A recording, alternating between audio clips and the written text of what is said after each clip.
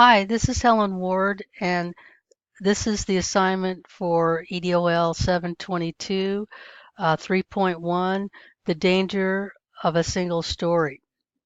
Throughout my life, I have encountered um, the dangers of a single story that have become very reflective and also illuminating.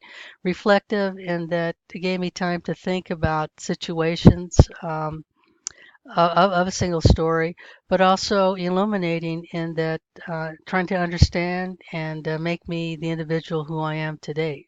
My first single story, I think back as far back as in high school, and it still sticks with me to this day as our author, Chimamanda Adichie, and I'm sorry I have not pronounced her beautiful name as well as I could, but however, the TED Talks video presentation by her was very illuminating, and it got me thinking about throughout my early days to today of the single story.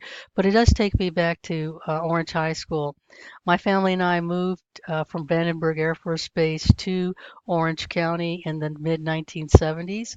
I was a junior in high school, and that first year I didn't have too many friends, being a newbie, on campus. So what I did is I mainly spent time in the library during lunch break. However, in the library, we had a huge, beautiful window that I could look out and observe other students there during the lunch break. But it also gave me a chance and opportunity to study. But I remember one day I decided to look up some books on Japan because I am part Japanese as well as Northern European.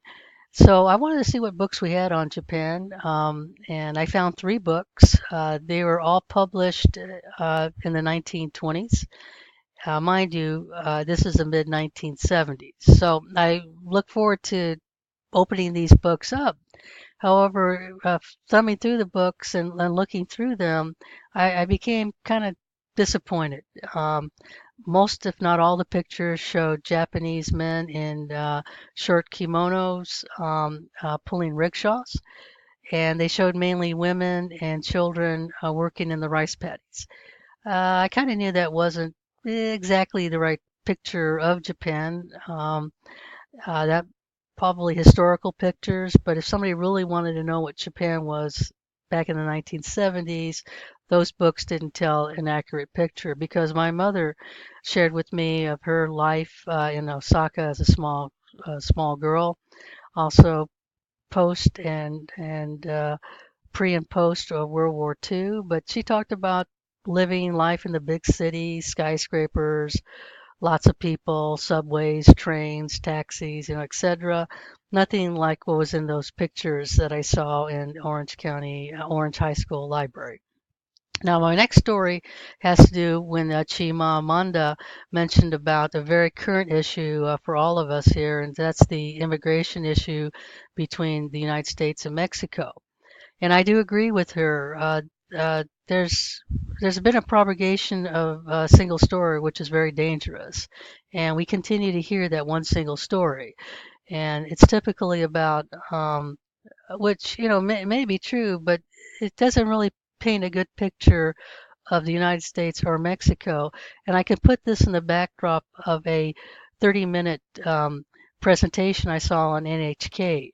For me, these days, having access to the internet is fantastic. We can see various points of views from around the world. So I do go to NHK, which is a Japanese English news station that's broadcast on channel 812 here in Orange County. It's a cable channel, as well as it's on PBS from time to time.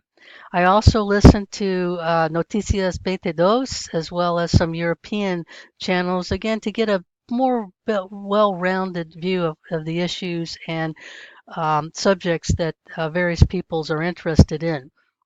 So going back to NHK, it was a 30-minute a presentation on the cultural exchange between Mexico and Japan. They showed the Mexican ambassador talking about the various projects that they have with Japan on exchanging cultural art and music, etc. Also, they talked about how they were able to bring back a mural from Mexico done by Taro Okamoto. Back in the 1960s, a Mexican businessman commissioned Taro Okamoto to do a beautiful mural in one of his luxury hotels in Mexico. Well, come the 1960s, that mural was taken down and stored someplace in Mexico City. It was recently, I'm talking about maybe 10 to 15 years ago, that it was recently discovered in a suburb of Mexico City. And between the Mexican government and the Japanese government, they were able to restore the mural and bring it back to Japan, where it now is displayed proudly at Shibuya train station. Shibuya is that famous, world famous crosswalk area that I think everybody sees, where it comes from all four directions and you see all these people crossing the street. And so that's the station where it's at. After I saw that program, I was thinking the same thing as our Chimamanda author was saying is, how come we don't show more of these stories here in the United States and between Mexico and the United States about cultural exchanges or other kind of exchanges where we are benefiting both countries.